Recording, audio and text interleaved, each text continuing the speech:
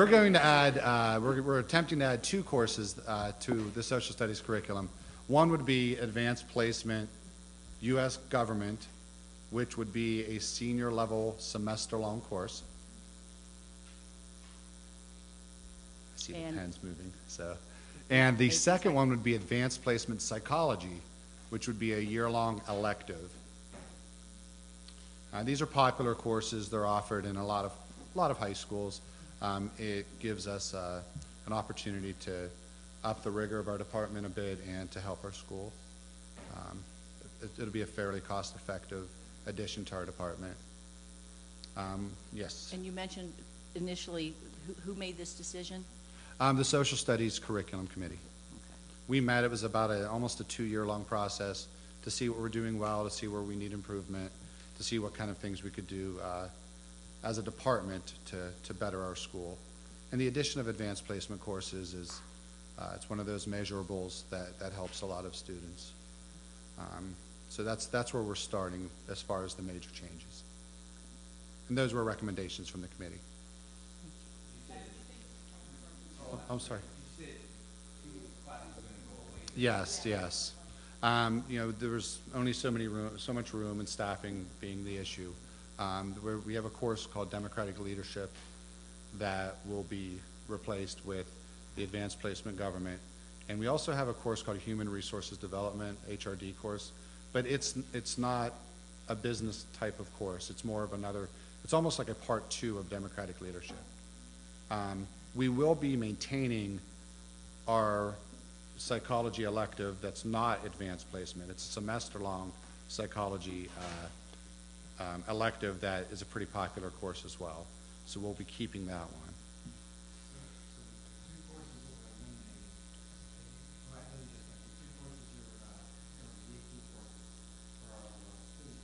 Yes.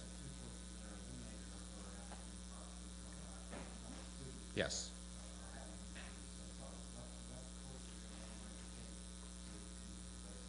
Well, part of the reason that we chose those courses is because we have additional opportunities through student council and through PACs for those types of learning opportunities. There was a time that those 2 courses in particular they coincided with student government, and with the addition of our PACs as a growing service type of industry and our committee and student council, they have opportunity to get those same experiences through those organizations. Now, there was a time that those courses had a lot of kids take them, and over the years, because of the different requirements placed on kids and because of things like that, their numbers are kind of down. And that was another reason we chose those 2.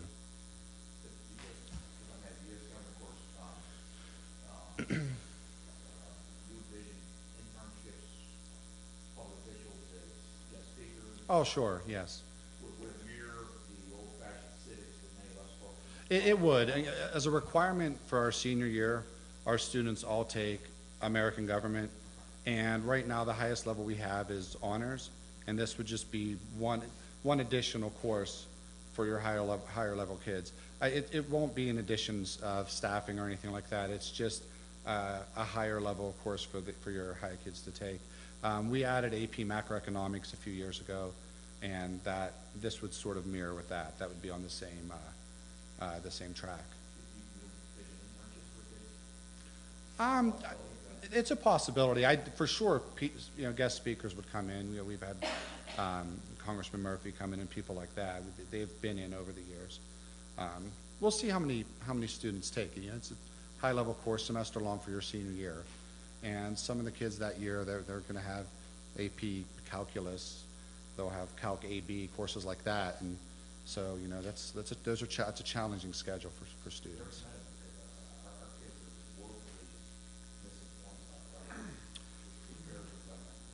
Yeah, as a district, I think that we're kind of a little different than most places where we have government as an 8th grade course, but we also have it as a senior course. So it becomes a little more relevant to the kids. They're 17, 18, 19 years old, where other districts, government tends to be a freshman level course. And I really like the way that we do it a lot better than most places. I think it's more important for a voting age student to have government and exposure to government than maybe a 14 or 15-year-old. How many sections of democratic leadership and human resources are running? There's one section of human resource, and there's two of democratic leadership, which is a semester-long course. And human resources is a year-long course? Yes, it is. The psychology course, is that your course, kid might be interested in psychological field of endeavor or just exposure? Well, it could be both. You know, psychology as an elective is a semester-long course. So if a kid takes psychology and says, "Wow, this is really fascinating. I really very much enjoyed that," that could almost be a stepping stone to the AP if they don't want to, you know, go feet first into that. You know, that could sort of give them a little bit of taste of it, and then the AP could be for the advancement in that field. Is the student government teacher in favor of dropping those two courses? He is. Yeah, he and I talked. I mean, you know, those courses have been around for quite a while, but you know, it's just more difficult to get the numbers than it was at one point. That same teacher also taught regular psychology for quite a while, and given the opportunity to teach regular psychology as opposed to democratic leadership and HRD was an exciting prospect for him.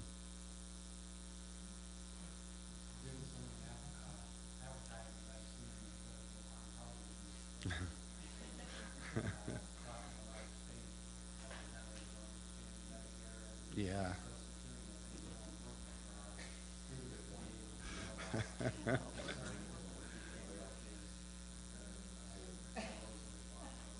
Yeah, I agree. I think that the kids need to be civically aware. I know that we teach American history in 2 years and U.S. government in a third year. So my concern, and I've talked to you about this before, is where do we focus on third world countries given the world situation today? 11th grade. That would be your world history curriculum. 11th grade world Yes. history? Yes. You think I know that? Okay. As So- far as curricularly speaking, that's where we would mainly cover those topics. And then, of course, there are the different clubs at school that would focus on that as well. But curricularly speaking, it would be 11th grade now. Is it world history, or do we focus on, for example, Africa today or South America today? It would depend upon the unit. Okay. It's world history. Mr. Do we have Vickers? any Oh, excuse me. electives addressing third world countries? Not in the social studies department, not directly. We do have a world geography course where, you know, as a course, you would for sure focus a lot of attention on third world countries. Your first unit would be on American geography. Your second one would be on Canadian geography.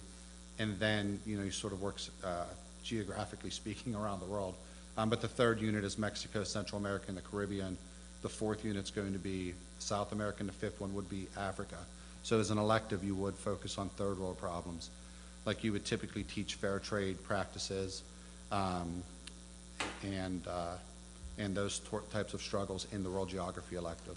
How It's a about semester long. How about China and India, since they're very big players in It's a today's semester-long world? course, and when I taught it, which I did for several years. Well, would that be in world history? Would China and India? Oh, be in for world- sure, yes. You would definitely teach world history. In world history, you teach China and India. You teach it as the development. Contemporary China and India in a year-long course, you're not going to get to a lot of it. In world geography, that would be what you would finish with. European history or European geography in our world geography curriculum is last because they learn it in 3 other courses. So that's, as geographically speaking and culturally speaking, we usually have that one go last. So is the U.S. government, is that opposite economics? It is. It's the second half of your social studies requirement your senior year. Is the economics focused on America, or is it world economics? It's really neither. It's mostly a macroeconomics concepts. So they're preparing kids who are going to teach. And there are both global and domestic economic ideology taught in that course. But as a course, it's taught like mostly like a macroeconomics course with some microeconomics in it. So it's to prepare our students for college. When our kids go to college, they usually do pretty well in the econ. side of things. We do graphing, supply-demand shifts, price equilibrium, price floors, price ceilings, the effect that all those things have on the economy. Thank you. What is your timeline as far as these recommendations are concerned? We'd like to start them next fall. And that would include time for writing curriculum as well? Yes.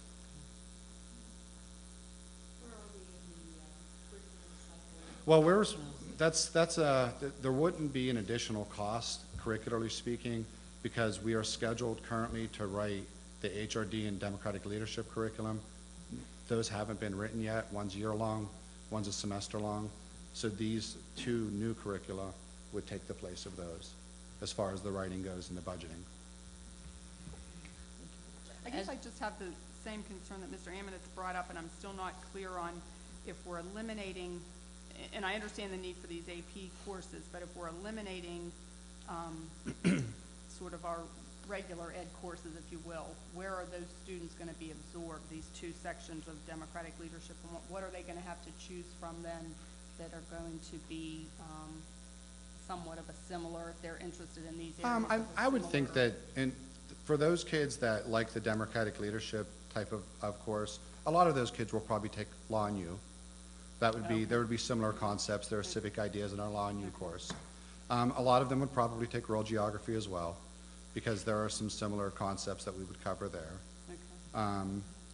But a lot of the things that we did in democratic leadership are inherent to the student government experience. So one of our school goals is to get every kid involved in an activity, and student government as an activity is something that really is, the leadership component of it is something that was stressed in both democratic leadership and HRD. So hopefully we would get more kids involved in things like your class sponsorships and student council. And PACS. PACS does similar types of things. There are other places in our school for those ideas. I'd like to ask a question on behalf of Mrs. Rule, who's not with us tonight, because I know she'd asked this question. Any discussion in the economics discussion about entrepreneurship, small business development, anything We like that? offer a course called entrepreneurship, but it's not through the social studies department, through our business department. So that would probably be a question better addressed by them. Anyway, maybe incorporating that discussion into that general economics discussion. I mean, something that's sort of woefully lacking in the small business owner, and something woefully lacking, when we ask most kids, you interested in developing a business or starting a small business, most kids aren't interested. They want to work for Google. Yeah, Not recognizing that there are opportunities for small business, and sure. it's the engine for job growth in this country by far and away. So maybe that's something you could. Yeah, well, I think that the main vehicle that our school would offer, whether it be DECA or whether it be the entrepreneurship, would be within our business department. Like if you were going to go to college and be a business major, it would be advantageous for you to take our required economics course, since it's based on macroeconomics, which every business major is going to be required to take. So I think our kids leave a little more prepared than other people's because of that. Thank you. Oh, no problem. I have one more question. Sure. Over the last year, we've approved a one-to-one initiative Yes. with the technology and so forth, because we assume that there will be some textbook savings. Yes. So did your curriculum committee address that in terms of, are we buying textbooks for social studies, or are we going to be using technology, or? We've actually done both. What we've typically done is we've bought a class set, 30 or 35 hard-covered books for occasions that technology fails or occasions that it's not available to all students. But then we bought seat licenses for electronic books. And there's a typical savings. It depends on the book because they're all different, they're priced differently. But for AP Psychology and AP US Government, the savings is almost $30. It's in the 20s, but it's almost $30 a seat. So it's been a pretty big savings. And the book is just much richer electronically. There are interactive graphs, there are videos embedded. You can manipulate it, you can highlight passages. There are audio readers. You could download it on MP3 players. You could download it on your iPhone. It's been cheaper and better than your traditional textbook. So you're talking for the whole social studies department? For the whole This social year, studies this is department. what We've you're- already adopted quite a few new texts Okay. because our cycle ended a little bit more than a year ago. So the majority of our texts are new. But the ones for AP Government and AP Psychology will be largely electronic. We'll probably get a class set, and then we'll take the savings for electronic books for whatever we need in excess to that. And it's about $20 a book that you'll save. What's really kind of funny is the hard copy book that you buy is the same price if you get the ebook with it, but if all you get is the electronic book, it's cheaper. So they don't give you, if all you wanted was the hard copy book, it is no less cheaper than getting that and the electronic book. So they give you the package for the same price as just the hard copy book. But if all you need is the electronic book, it's almost $30 cheaper a book. So that's probably a lesson in economics all by itself. Thank you. With the two AP courses, Excuse me. with the two AP courses, the curriculum and the textbook is pretty much already established by the AP. Yes, it is. Yeah. It is. And that's why, as somebody who wrote that, it wouldn't be, a lot of that's mandated. The AP curriculum is stringent, and the time frame's not very flexible. I think it's very commendable what you're doing. Thanks. It's, as a department, it's one of our goals to help raise our district up to the next level, and the addition of a little more challenging courses and give kids options, it's a good addition. Our other electives are, they're widely taken, and I've had a lot of your kids in them, but they're kids, they leave Bethel Park with a solid social studies background, and I think they enjoy those courses. Do you have any statistics on, what percentage of students, do you have any statistics on what percentage of students attend or enroll in the AP classes? And then how many go on and pass the AP test? It would depend. It's different at every level. We don't offer that many of them right now. We have AP US History for the sophomore class, and kids that's usually your first year of chemistry, your first year of pre-calc. And some kids are a little afraid to get overwhelmed. So we have a pretty solid pass rating on that. I don't have the statistics with me, but I know that most of our kids do pretty well on that one. We have an AP European History course for our juniors, and that course that's one of the more difficult AP exams. I could absolutely get you that. I know that last year we did pretty well, because I look up those numbers every year. That's part of our review at the end of the year. But our students last year did pretty well. You have to pass a 3 typically to be considered passing, but you can get up to a 5. And those scores are also factored into National Merit Scholars and things like that. That's another reason that we wanted to add some to get our kids a little extra notoriety in our district. If one of the issues that we've been having as a district is that our AP students aren't taking the AP exam for Yes. reasons. Sometimes for college, that the ability doesn't accept the credit. Sometimes they're afraid of being placed in a higher level course when they get to the college or university of their choice. But for a myriad of reasons, they're not taking the test. Is there any encouragement, motivation, or plan to increase the number of kids who are willing to take the exams? To get more kids to take the AP exam would be more of a district initiative rather than a department initiative, because in all honesty, the way that you get kids to take the AP exam is pay for it. And I don't know as a district that we want to pay, some districts do, but I don't know that we want to pay for all kids to take the AP exam. What is the cost of an exam then? I'm not really sure. I don't know. 80 plus. 85? Yeah, I was going to say just south of 100, but I really don't know. I'd have to look it up. And there are some districts in the area that require their kids to, if they take the AP course, that they have to take the AP exam. And I just can't imagine that our district would be comfortable with that. I don't know that I would be comfortable with that, to be honest, to make kids pay another $100 or just shy of that and take, I just don't know that people would welcome that. Mrs. Rhodes, can I add that we had 32 AP scholars last year? Yeah. Which is more than we've had in quite some time. We have one national AP scholar, 10 AP scholars with distinction,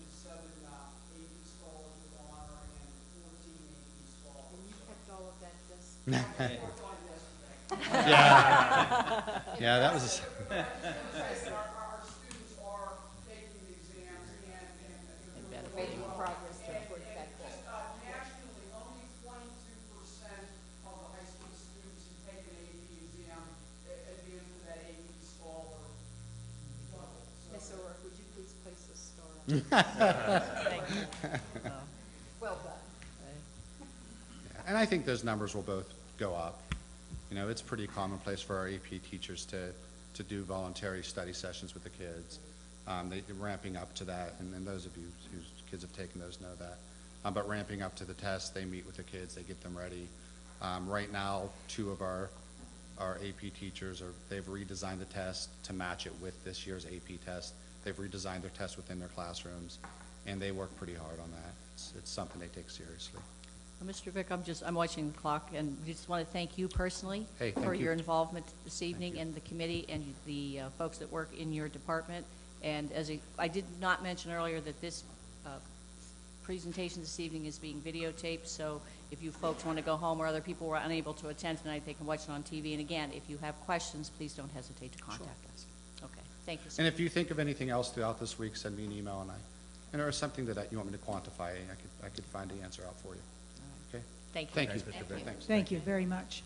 Next, we have Scott Oswald, who is a member of our math department, that's going to speak a little bit about an innovative pilot that he is interested in presenting, that I know our students as well are going to be very interested. So this is Mr. Charles. Oswald. Hi. I'm here to talk to you about game coding. There's a handout in front of you. And the basic idea is that a lot of us are using technology, but yet none of us really understand how to read and write code. So I'm trying to reach out to our students and really get them involved. One of the ways will be through video games. And I can't really explain what it is, so I made a video, all right? So this is going to visually show you, and I hope everything works, including the volume. You know what, I might have to mess with the sound. So this is my first video ever, so I learned a lot to do this.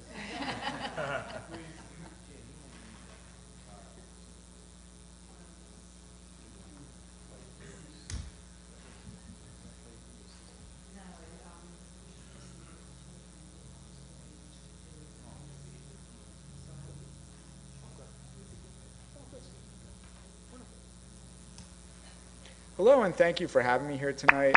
So why would we want a game coding class, and what would it do? Well, the overall goal would be to introduce more students to computer science, do it in a really fun way, and lead right into our STEAM initiative. So video games are already motivational because most students love them already.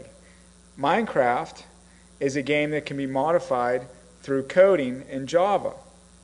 So students will learn coding, and at the same time they'll be able to make their own items, blocks, even characters. So let me do 3 things in this video. First, what does Minecraft even look like? Maybe you've never seen it before. I'll show you what Minecraft looks like. Then I'll go ahead and modify the game and place a lemon head inside of it. You'll get to see some code. Last, let's take a look at a group of people working on a project, and that project would be building a castle. So you'll get to see a little castle being built. So let's go ahead and first look at Minecraft. Let's go to a place where everything is made of blocks, where the only limit is your imagination. Let's go wherever you want to go. Climb the tallest mountains, venture down to the darkest caves, build anything you want, day or night, rain or shine, because this is the most significant sandbox you'll ever set foot in.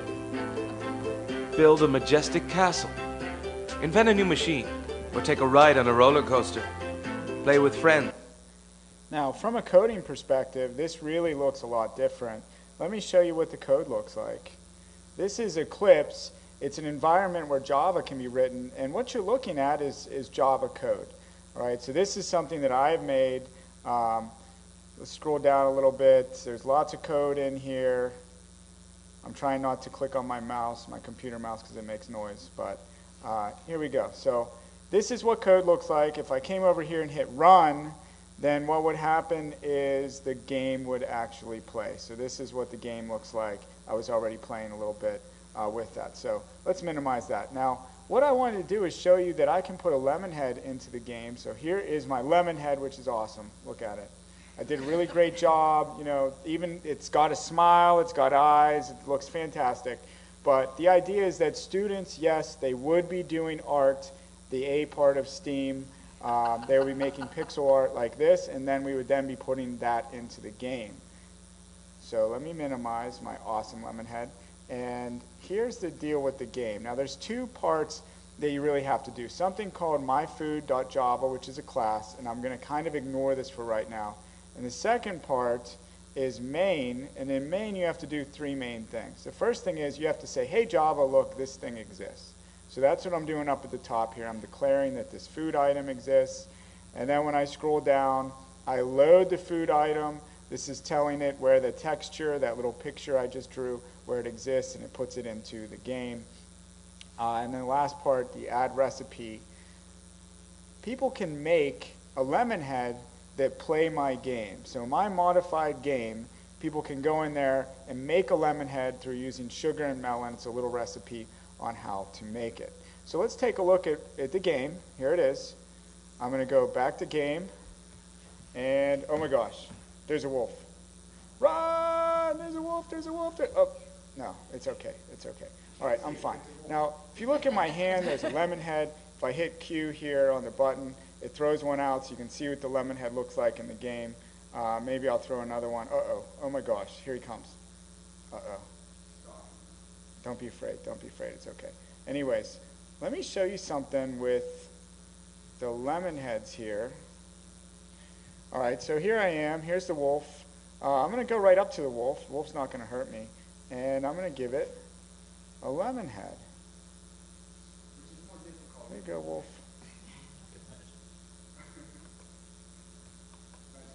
Oh my gosh, look at all the hearts. The wolf absolutely loves lemon heads. So why in the world would a wolf love lemon heads? Well, it's exactly what I tell my 20-month-old all the time. It's because I said so. What do you mean by that? Well, let's take a look. In the code, I decided that wolves were going to love my lemon heads. So right here, where this word is true, what that actually means is that wolves love lemon heads. Okay, so let's get serious. What's the benefit to students and all that? That's a really good question. You know, how does this benefit students? And here's the answer. If you look at anything that you do on a normal day, it involves computers, it involves phones, apps, programs, websites, all these things. Now think about this. How many of you sitting in this room right now know how to read and write code? That's the overall point. We need people that can code, that can read, that can write code, and these 21st century students need these coding skills. So in terms of jobs, I was reading this recently, and it's from the USA Today. It says the need for homegrown tech talent is increasingly acute. By 2020, roughly 1 million coding jobs will go unfilled, according to the Bureau of Labor Statistics. So that's 1 million coding jobs unfilled. That's what they're calling for. Think 2020, that's in 5 years. Our juniors, our seniors, that's when they'll be graduating college and technical school. Our freshmen and sophomore are not far behind. So really the time is now to really get them exposed to coding, and you know, hopefully this will definitely help them in their future. So that's the benefit to students.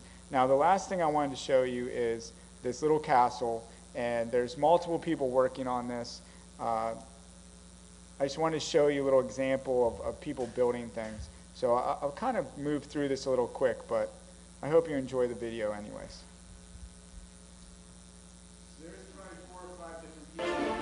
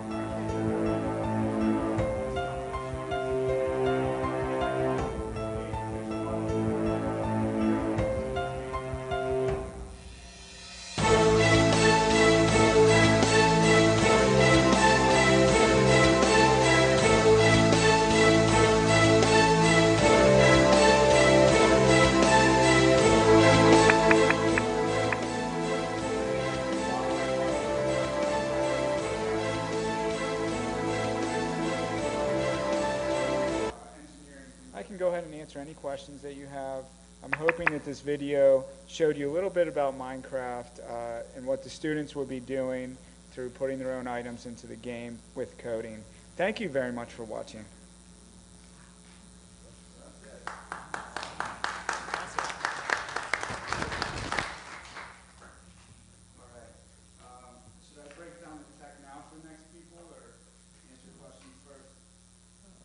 Does anyone have any questions?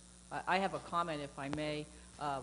Needless to say, I started teaching math 100 years ago, and we still use an abacus. So watching what's going on here tonight just blows my mind. But I did have a fourth grader today who wrote a 2-page detailed information for me, and the first sentence says, Minecraft is like a virtual Lego set with endless possibilities. And then she goes into specific details. So if you need an assistant besides Mr. Christensen, who knows all these kind of things, I think this young lady would be one of the people you want to hire. So, but it's just, it's mind-boggling.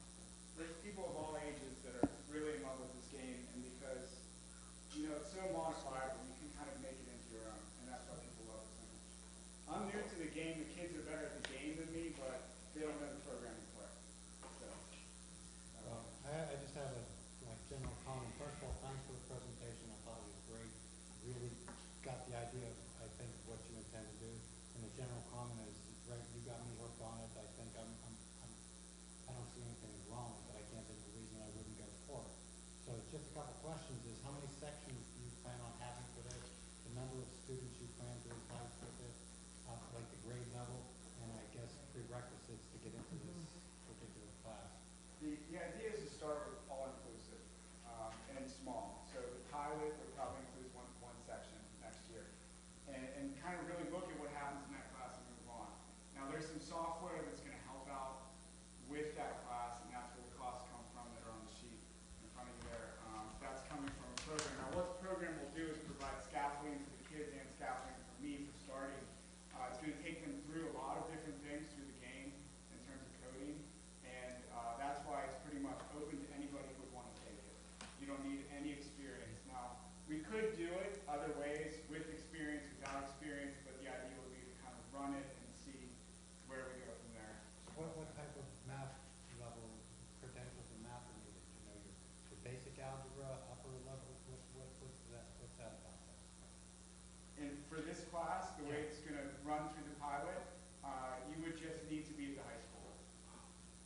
You wouldn't need, that's when software comes in, that's where the costs come in. So in terms of the cost, it's coming to make it all inclusive. So you're saying there's no prerequisite? Yeah. There's no prerequisite. That's pretty And if you're looking at making a prerequisite, the cost would come down dramatically. In fact, it would come down to maybe a book, which I just bought one for $25. It comes in November. It's not out yet. I pre-ordered it. So how would it fit into our elective schedule? We require math all 4 years, so We currently have statistics, which is half a year. This would also be half a year, so combined together would be 1 credit. It's kind of fitting a need that we kind of already have. What's the other course other than statistics? What's the other half-year course, or isn't there one? I don't know that there is one. So somebody could take this for 1 semester, maybe a study hall if they didn't want to take statistics for the second semester? A lot of people take SAT prep, but that counts, I mean, that's math and English, so that's not really going to count for a math credit. I'm trying to think of something that's half a credit. Psychology? Yeah, it doesn't necessarily have to be a math I was looking for department. math, yeah. I don't It could know be any- any elective. Is this gonna be an elective, or is it gonna be part of the, like, you can do it for math credit for graduation? I would think it would be math credit, but we could, I guess, essentially do either. It's based off of logic, and that's, currently we have programming in the math department. We do not have a computer science department. So what you have right now is we have 3 courses in computer programming. All of them are CHS classes, college and high school with Pitt. So for people that want to try programming, that can be kind of difficult. This would be an opportunity for them to try something new and to see if they really would enjoy programming. without taking a full year Yeah, PIC course. Just to explain this, we require our students to have 4 years of math. This would be an additional half credit. We already have students who are doubling up on math credits, science credits, and so forth. And they can use that as one of their electives or a math credit, I would think, if they need it. Would that be correct? Like under the Yeah, general yes. electives, like what that 7.5 Yes. credits or something, whatever Yes, it is, like there's exactly. sort of like a general. We have a lot of kids who exceed 4 math Yeah. courses. Right. This would work real well with the students that might not want to go to the highest level math. This would be a great way. I'm not saying that this is not high level stuff. I'm saying it's another option. I think the concern is that if people take three years of, two of algebra, geometry, and then take this course, they're gonna be short a credit for half credit for graduation. So this would be more, I see it as an elective at this point. So they Or would the have to other take half of the. 4 credits of math. I would think that students are gonna be lining up to take it. Well, that's And what I was so, gonna say, if you don't get in the terms class of, for one in class, terms it's of one this section, prerequisite or it's tough to something, you probably should come up with, like, seniors get first dibs, or. Yeah, I was Yeah. thinking I that mean, too, you're you've gotta have gonna some have to kind of- figure something out, cause Yeah. everyone's gonna wanna take this course. And Scott and I have had conversation about this a couple times, and really, the pilot opportunity is kind of for us to learn from the kids and for Mr. Oswald to learn what's available, because the cost, the $3,000, and we were just talking about this, the cost of the $3,000 to do the pilot is to buy the boxed curriculum, the online box curriculum, but the reality of it is we can probably do better and more in the future, but this gives us an opportunity for everybody to kind of learn and get our feet wet. So as we move forward, it may,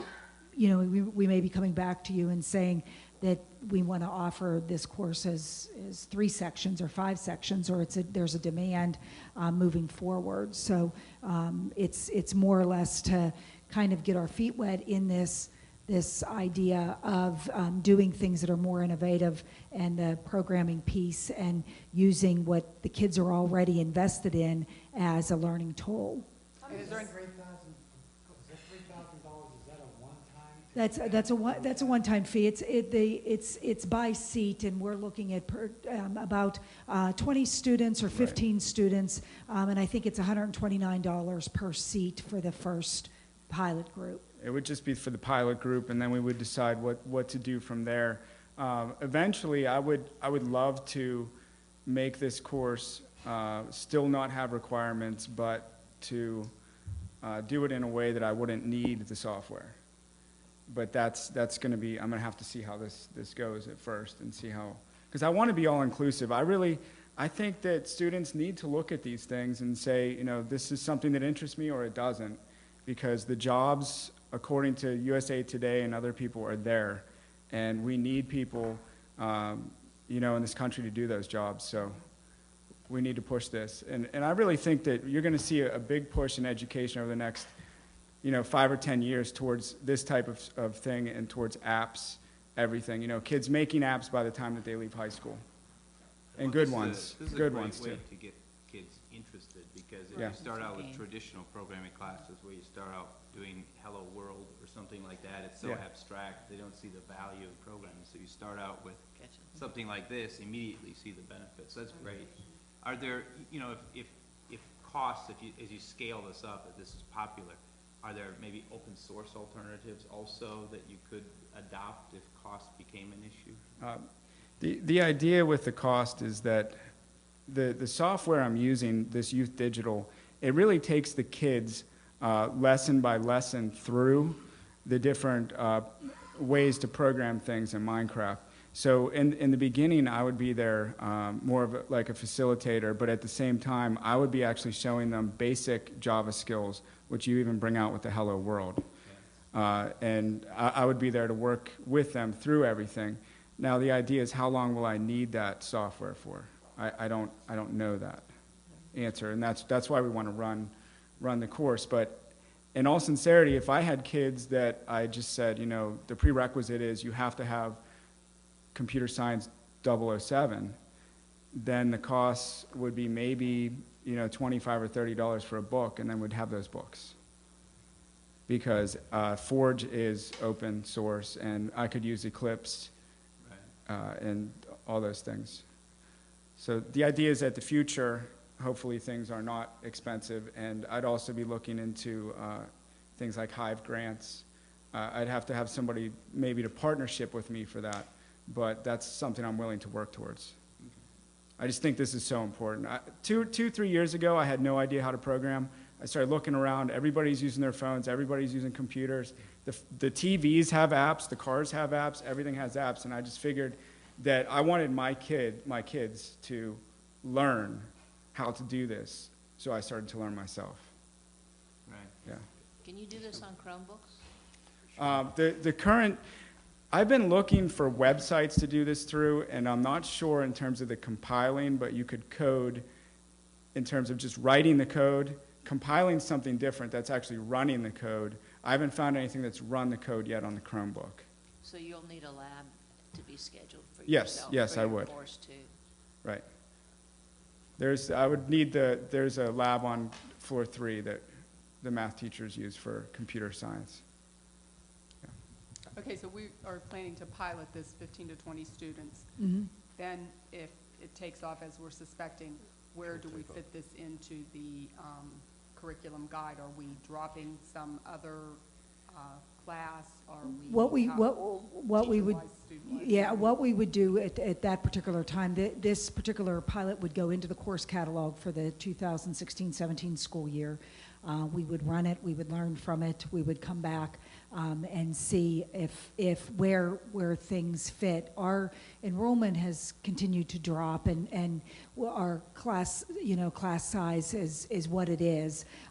There's opportunity for us to open it up, and because it would be a semester course, there's opportunity for it to fall into the master schedule as a 2-section or 3-section, 4-section with a teacher without looking at potential of additional cost of a teacher. But we would, as we move forward, we would have to look at what that looks like. Unfortunately, we get driven a little bit by mandates and keystones and things that we have to offer, remediation and those kind of things that take priorities. But we also want to, as Mr. Oswald articulated perfectly, we want to give kids the opportunity to light a fire in an environment that is going to provide them a job in the future. Right. We just have to worry about that curriculum guide. And yep, we're keeping that into our mind as we move forward.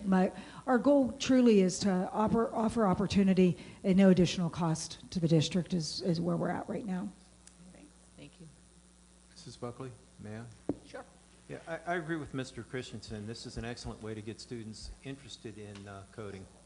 But I would also hope that you would at least have some basic programs you would ask them to write by the end of it, even if they are relatively short, so they can see how they come into being. My goal, it seems like you're familiar with coding. Is that correct? Not Java, but yeah. Okay. My goal would be to show them basic structure, decision structures, if else. Maybe even show them how to run some loops, for loops, while loops, do while loops. So the basic structures would definitely be there, and then they would be learning kind of like the larger structures through Minecraft. So Well, it would be the modification, getting the instant feedback, and being able to have the visual and the tactile feedback from playing the game is great, but I think the other's important too. The other thing is, due to the structure of this, where it's not really a formal programming class, and I think the formal programming is going to be rather kind of minor, I'm not sure this should count as a substitute for another math course. I think it would be entirely appropriate. The students need 4 full credits, and this is only a half a credit. Mhm. So since I don't believe there's another half credit of math anywhere, so they probably are going to still have to take 4 years of math. This would be more an elective option of taking a math credit. But you are as an counting other elective. programming courses as math courses too, correct? But I believe that's a full year, the Java, is that correct? the ones that do count Yes. currently. They're full year, and they follow college and high school, the Pitt University. Okay, now, I don't have any trouble with programming. Yeah. I teach a lot of programming myself, as a matter of fact, but there's a difference between math and programming, and I think it's important that we don't skip on the math run into the programming. Thank you very much for educating all of us this evening. Sure, Wow. okay, thank you. Thank you. Okay. Thank you. And our next presenters are a group, actually, and there's quite a few of the teachers from the high school that are in the audience as well, that if, as the board knows, Bethel Park High School was awarded a $20,000 STEAM grant at the end of last school year. And in that, a team of teachers under Dr. Jan Sandy's guidance have been working together for the last year as well on looking at how to increase our STEAM initiative at the high school level. So we had a STEAM team that was meeting on a regular basis that was looking at how to do interdisciplinary type opportunities for students to get more of the STEM and STEAM approach in the curriculum. And in that came the opportunity to write the grant, which we were awarded. And as we were looking at, as the team was looking at the different opportunities that the grant would bring, we thought, you know what, if we're going to do this, let's do it well and do it concisely and completely in a time in which, curricular-wise, we're looking at our science department is in their curricular evaluation and the opportunity to do some of these things. And we have the money budgeted in the budget currently. So we want to talk a little bit about the vision and the ideas of Dr. Jan Santy and his team. So, thank you, Janet. Good evening, everyone.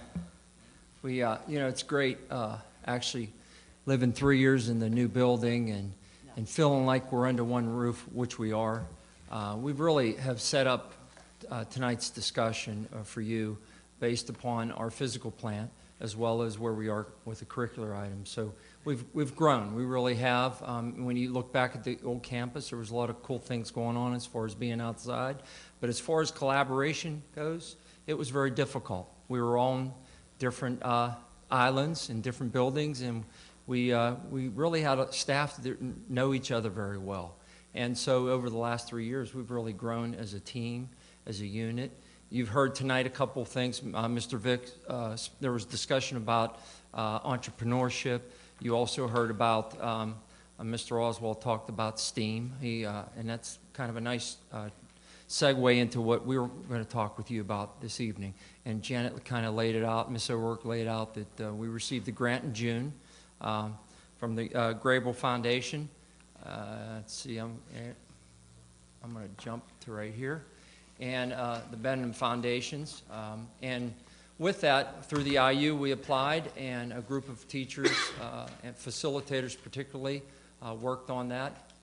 Along with that, we also had a ninth grade STEAM Academy group committee that was looking at those experiences for ninth graders. And we've been talking with district office and everyone about the importance of STEAM.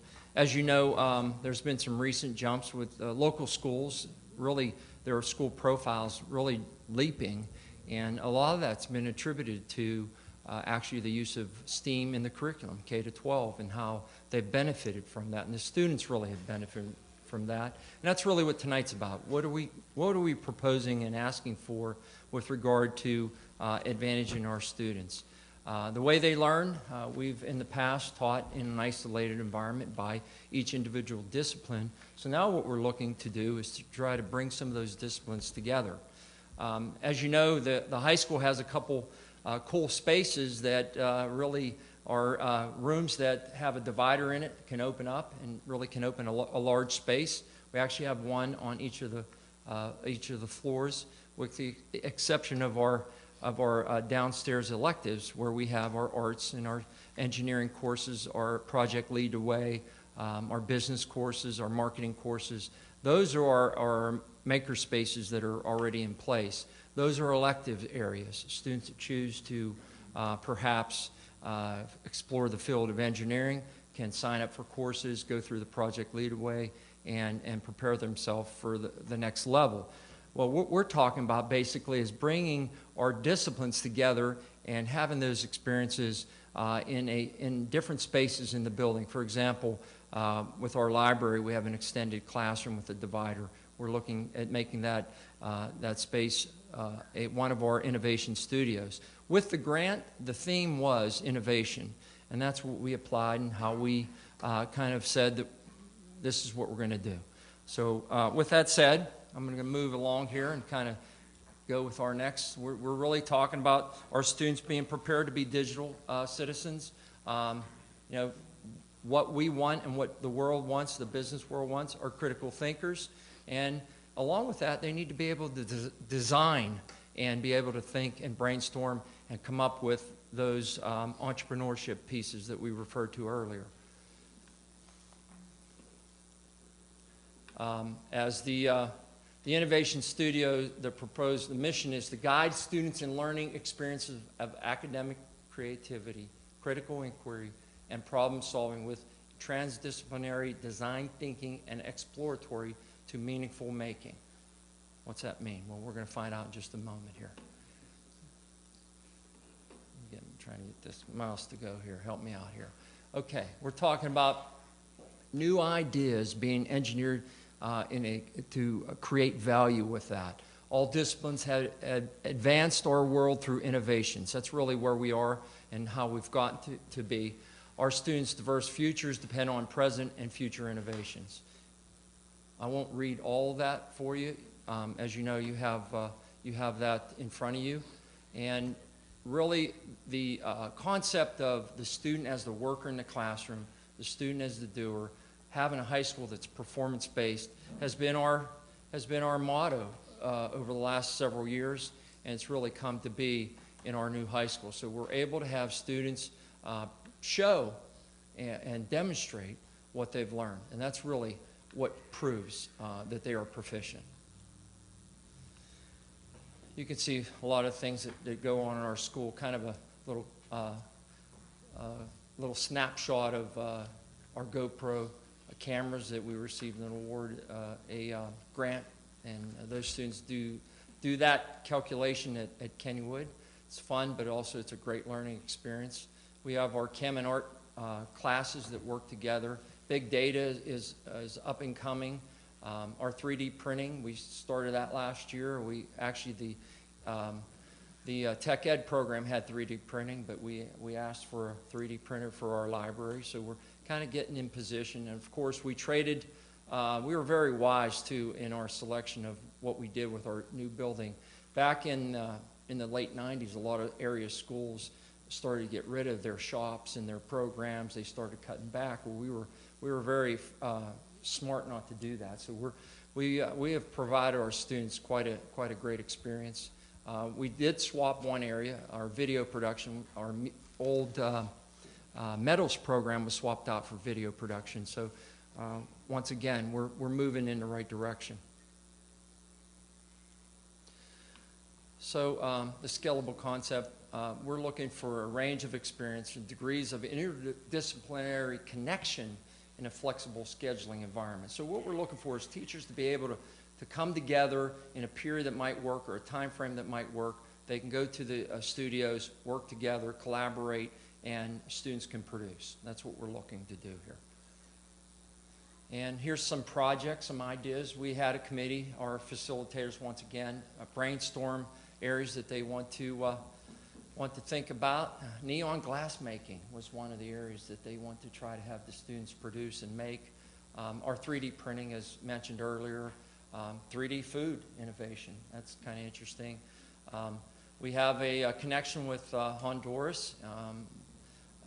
Our Mrs. Leonard over in the middle school has a nice connection for us to kind of almost engage in a sister school experience with the use of biology and Spanish and business. We can make that connection from afar. Also, as mentioned earlier, we do have an art with chemistry and biology at our school currently in a cooperative piece. We've been doing some professional development to help prepare us and help really prepare our students. with some design thinking, some literacy pieces, and the big ideas that we're, of course, we've talked about the habits of minds, and we've been doing that. Okay, so we have 4 floors. The first floor, as mentioned earlier, is our current space that we have that has all our technologies, our electives. And so students, once they go through these experiences of working in collaboration in other courses, they can certainly be in position to choose a path to go through the Innovation Hall and work in a more focused environment. Innovation Studio 2 is one step up. You know, it's kind of backwards in our high school. The 4th floor is the top floor instead of the first floor. And the Innovation Studio 2 would be access the Writing Center and be able to do those composition and writing pieces found in the double space adjacent to the Writing Center. Innovation Studio 3 is kind of like your Fab Lab, your hack shop area for fabrication, and you know, the Geek Squad, the 3D printing, all that stuff would be on the 3rd floor. And then the 4th floor, which is kind of a not so intense of an area, but very important, which is the brainstorming place where you come in a more informal environment, possibly a coffee shop if we make that Honduras connection, that we can provide that for our high school students. And of course, that's found with our media center. So there's kind of the schematic. You have that once again in your packet, and the double rooms. I think most folks know that we have those in our high school. And you know, what we're talking about too is reinventing those spaces that we have.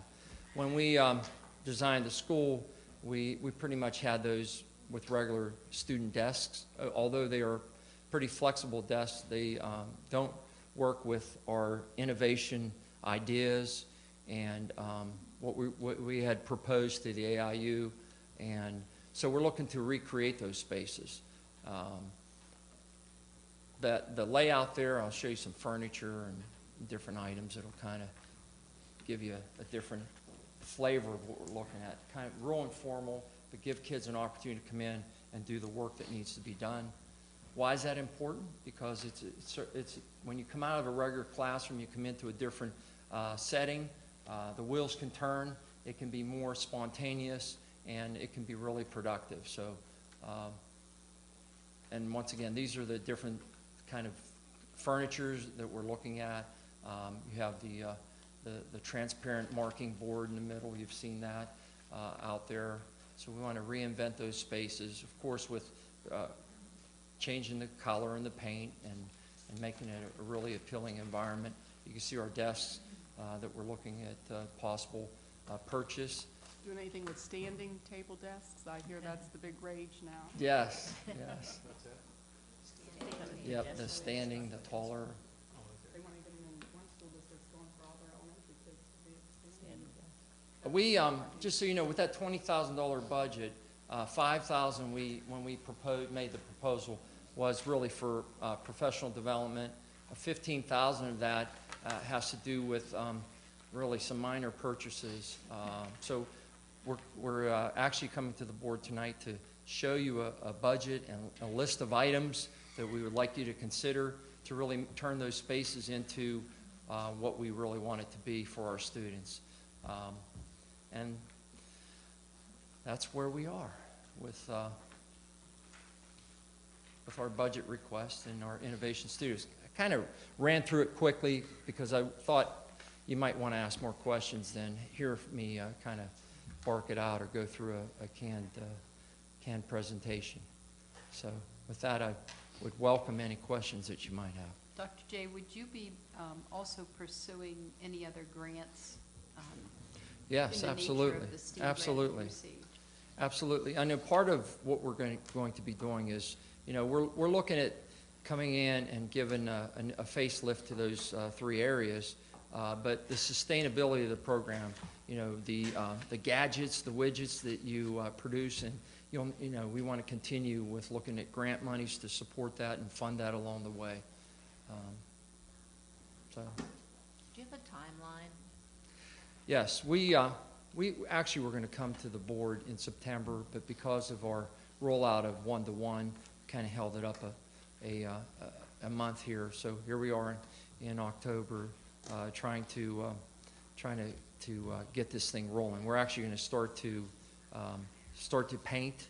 We're going to get the rooms painted, the different colors, and get that rolling. Then, you know, as far as purchasing desks and chairs and items and within those different areas, the grant money really gives us an opportunity to kind of make a commitment. You know, the 20 grand that we received for the grant is not really going to fulfill all the pieces that we need to. So we're asking the board to support that grant with some additional funding.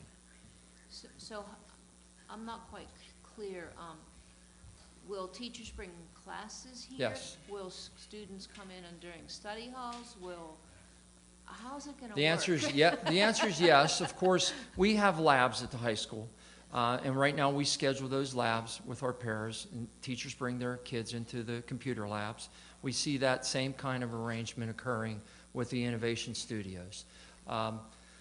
So there's also, as I mentioned earlier, there's also that 9th grade STEAM academy that still has to reconvene and possibly make some. We kind of put it on hold at the end of last year with receiving this grant. They will be making a recommendation to administration, which will come to you as well, about what we would do. In other words, 9th graders, should they have some experience with a STEAM program, and what would that look like? Would this change possibly our Bell schedule? You know, would some of that occur? Would we go to a trimester schedule versus a 2-semester schedule? You know, all those discussions, that committee will come back and make a recommendation to us, and we'll bring it forward. So we've had a lot of conversations, but we're kind of at the point now where once we create the rooms and get the rooms ready, we would like to see more than just casual, you know, I want to get 2 classes together. We'd like to really bring it through a program and through the curriculum. So you're trying to create a space that's inviting for teachers to bring classes and then collaborate and work together. Well, yes, it's inviting, but also there's, for example, on the 3rd floor, that fab space would be more of a workspace area than a brainstorming area or a writing center area, you know, theater and things like that would be more in position on the 2nd floor. The 3rd floor would be more of the gadgets, the widgets, the 3D printing, you know, making items. And the 4th floor, once again, would be more of the academic, the planning area. Dr. J, yes. Very nice presentation, by the way. Thank you. Thank you. Well, we Mr. hear- Youngs and the crew did a lot of work. They really did.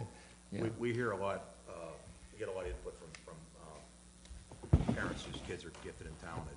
And my question is, a kid who, and I know kids like this, I'm sure you do, a kid who has a sort of a broad range of interests across technology, whether it be science, math, engineering, code development, a kid like that, we all know kids like that who can't pin it down, okay? A kid that comes into this program, is he any more clear as to what direction he may go in when he opts for a college?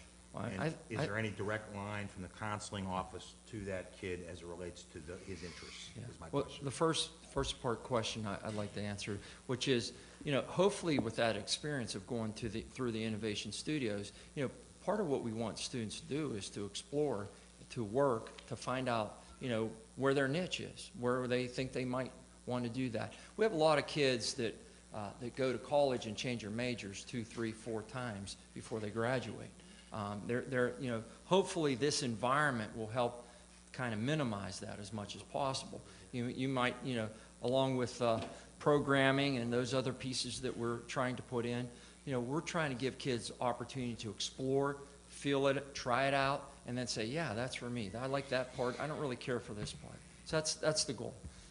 That's the goal. Is there a direct line between that kid's interests and our guidance counselors and what they may offer or what they may, you know, direct the kid to as far as the next step at the collegiate level? Yeah, part of, like, you know, Mr. Vick had mentioned the Principals Advisory Council, PACS Council.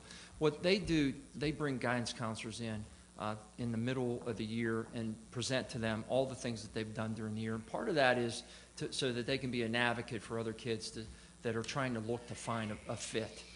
We would do those same kinds of concepts and ideas with our STEAM program, our innovation studios. Guidance counselors need to be very involved with it because they're the ones that's really going to be advising students and talking with parents about the future paths for students. So absolutely, they need to be a part of that. It dovetails the use of the Naviance program as well, because the kids do the interest inventory that they in their 9th grade year, and then the guidance counselors have that information as they meet with the kids. But more importantly, it's accessible to the parents to go in and look and see what their kid is showing interest in, no matter if it's the world of work or a 4-year Ivy League college.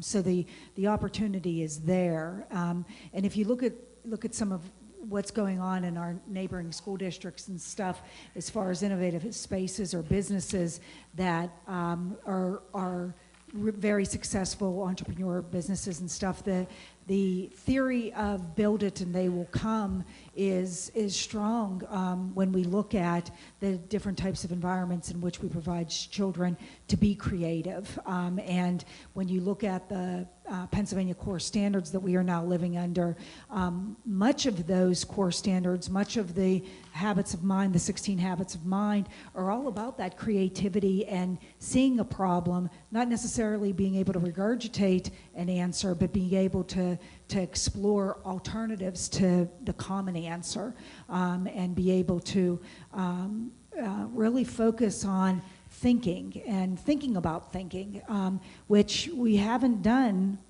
in traditional education before. So when we develop these types of opportunities and spaces, it is to acknowledge that we want kids to be thinkers. We want them to think outside of the box in which we provide of the knowledge that we have, because it's not about the content in which we understand. It's about teaching kids skills to be able to find answers to questions that we don't even know yet. And this space is a significant part of that. When we as adults went into Google for the first time, Google was just a programming office that anybody could be doing in cubicles, but that's not how they set up their office. And we as adults going through there were awestruck, and looking at what they had to offer. And their creativity is no different than the children that we graduate here from Bethel Park. We just need to expound upon it. And I think we had some of these ideas when we built the high school. I mean, we Yes, talked about a we coffee did shop talk and a about all writing of room and expanding the spaces and opening it. Yes. Question on these innovative spaces or studios or whatever we're going to call them, would they be used by any curricular area, or would this mandate some rewriting of the curriculum to? Great question. Well, really, we have to look at all. We have to look. Sure, go ahead. How are you going, like building and they will come, how are you going to attract the students to these areas? And Well, what time sure. of the day are they going to do it? Yeah. Well, part of what we are compelled to do is to professionally develop our staff. If we prepare the staff and the teachers where they feel comfortable and are interested, the students will be interested, I know that. So we have to prepare the staff through PD, get them into the spaces, and all that will take place. And that's why we have some money built in with our plan to really get the teachers ready to go with this concept and idea. Their feedback and input's critical too as well. I mean, we at the high school, we really do, I think, an excellent job of trying to get faculty input when we try to move in different directions. We do that almost on a weekly basis. So it's important. You get everybody on board, the thing's going to take off. And I think it's important, Dr. J, if you don't mind, for me to recognize some of the people that are in the audience, because I'm not sure the board realizes that you have representation from the music department here with Stephanie Glover and Chad Thompson, the science department with Lee Cristofano there on the end, the art department with Kent Wallish, the English department with Charles Youngs. Scott Oswald is here from the math department, and Vic DiPamperio is here from the Social Studies Department. So, and in that, that encompassed the philosophy really at the high school is very exciting right now in the fact that they are very much interested in this process and this move toward innovation, and eager to see it develop.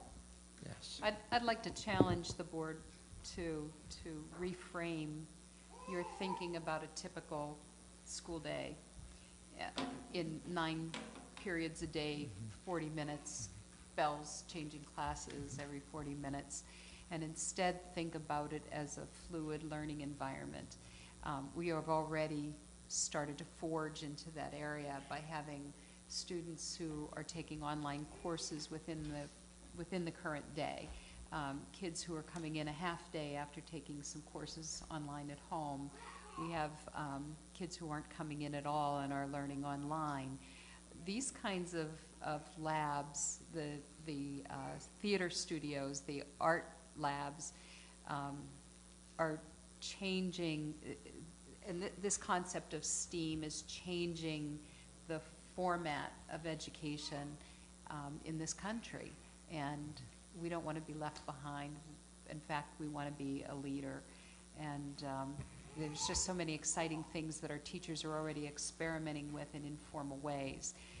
Having this space gives us an opportunity to invest our time, our talent, our funds in the future of kids in the world and the kinds of work environments they're going to be living in. Thank you.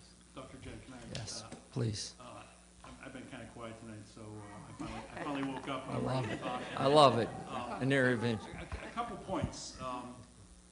General Electric has their locomotive, GE Transportation is located in Erie, Pennsylvania, where they make the high-tech locomotives that are just, you can sit at your desk and run these things all over the world.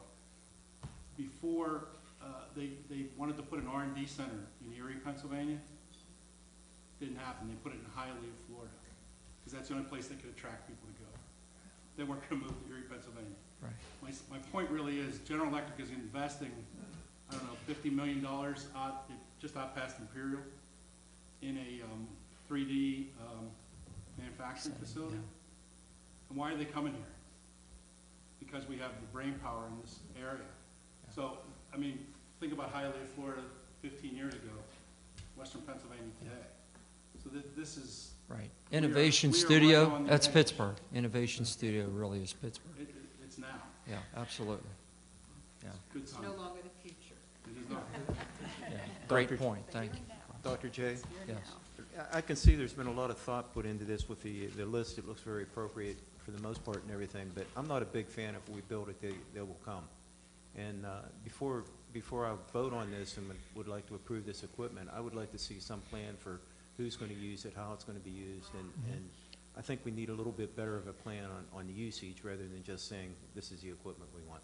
Yeah, I would agree. I mean, I think that's where a lot of the questions came from, because the problem is if you build it too soon, it's going to be obsolete before they come, you know? And so it's important to figure out how you're going to really use that technology in the curriculum. So I think that's probably where a lot of the questions were coming from, is just understanding how it would be integrated into different parts of the curriculum, what the accessibility would be, what the utilization would be of the equipment. I know our committee's going to be reconvening very shortly here, and we're looking for some recommendations from the committee that we plan on bringing back. We're going to begin with some of our funding that we received to start to get the rooms kind of painted, ready to go, and then we'll be back. We can certainly provide those recommendations from the committee. That's what we're looking to do. We have those committee members here tonight, so. If I can make a final, I'm sorry. Go ahead, Mr. Vick, I'm sorry, you're first. One of the ideas from the committee, because I have to be on the committee, is that we would start this as a pilot program as well, much like Scott was talking about, Mr. Aldo was talking about doing his Minecraft project as a pilot. And it would be an interdisciplinary pilot. We would have a group of teachers, that would be the beginning of it. We'd have a group of teachers that everybody had already bought in, that would voluntarily do an interdisciplinary unit based around STEM and STEAM, where we would, and we would want it to be in every department, where we would all collectively develop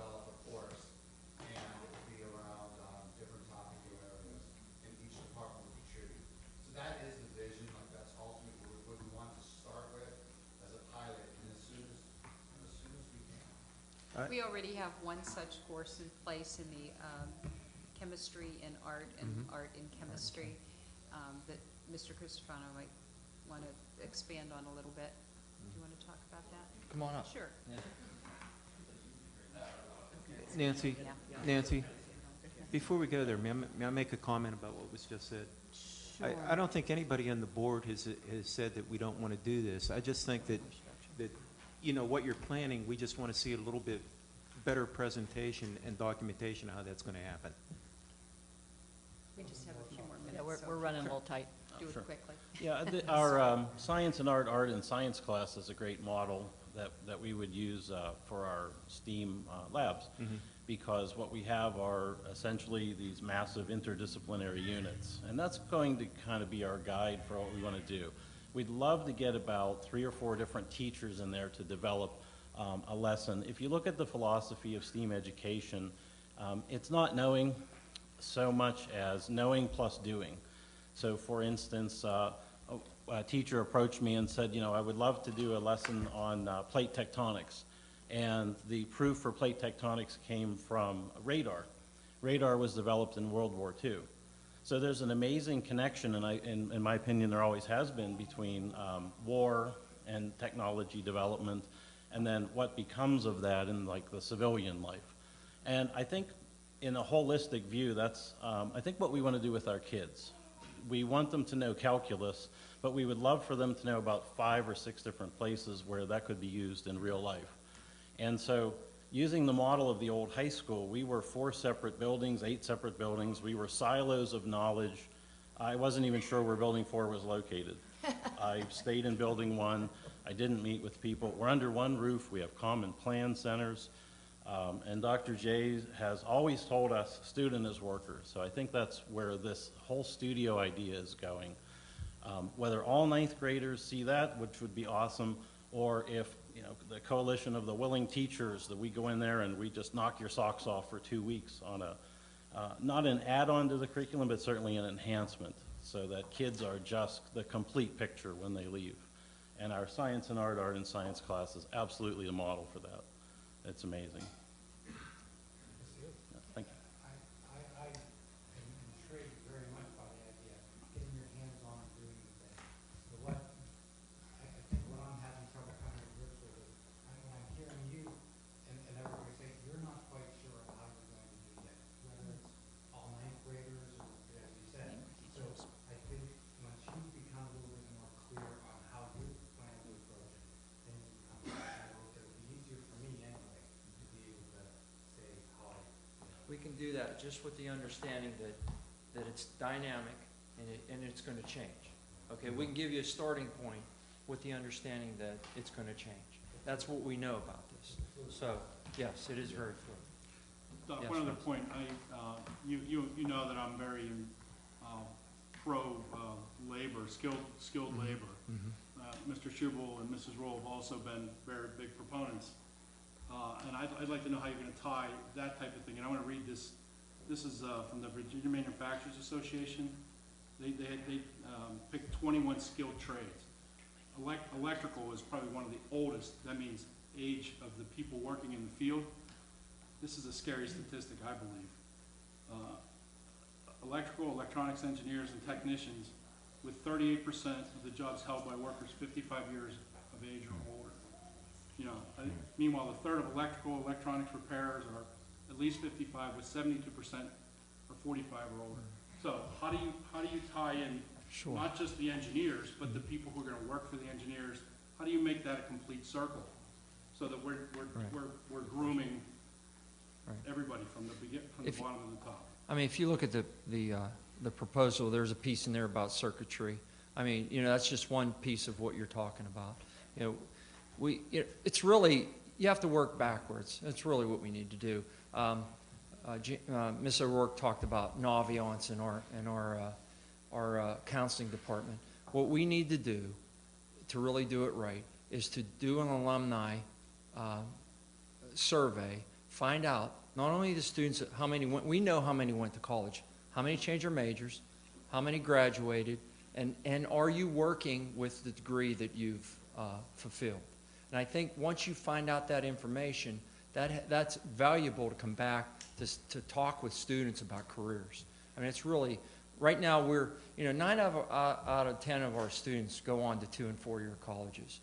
But how many of them end up working with that college degree? I think those are important pieces. So just like, I mentioned that this is going to flow and this is going to change and it's dynamic. We need to do that with careers. So I see the counseling piece essential to what we're doing, because those innovation pieces that we're going to be working on are really, problem-solving activities. A business can come to the high school and say, hey, we have this problem. We've had different competitions where we send students, like big data, and they go in and they come up with a solution and recommend that solution back to the. So it all works together. It really does. So how do you convince the parents to allow kids to do some of this stuff? Because I think after 2 or 3 years of college education in the families, right, if a kid doesn't go to a 4-year school, they're not considered a success. So there's a lot of 2-year degrees and technical degrees that are out there that are available and very successful. Well, how do we convince the parents that that's a good thing? I think employment, of course, is going to be a key piece, but it's not a matter of convincing. It's really a matter of working with them and giving students options. And I might want my son to be a plumber, okay, which is a noble profession. But if my son does not want to be a plumber, it might not necessarily work. So we've got to give that student options and find one that, and Mr. Oswald talked about, we're going to have a million openings for programming. So there's one option. So hopefully we can get kids to fit into pieces so that they can really find a career. Yeah, I don't disagree with you. I just think, though, that I think the kids may be interested, but when they go home and tell their parents, I agree. I know. I understand that. It's about educating. We got to educate everyone. My kids are in college, so I'm not a good example of my own case. Well, we have to start earlier, believe. like we are. We start earlier. We're taking them, we in do. 5th and 6th No, grade right. now That's an to absolutely see wonderful Still thing. Center. And Trends, all that. I mean, it's all important pieces. Yeah. So we have to educate, not just the student, but, the community, everyone, really. We haven't invented, maybe we will. We haven't invented the toilet that fixes itself when it breaks. Correct. And before we get into detail on that, I think we need to thank Dr. J and all of his. We do have automatic flush, though. Thank you. And Dr. Stark and Mr. Sutton are waiting patiently. Thank you. I guess my question is, does the board have the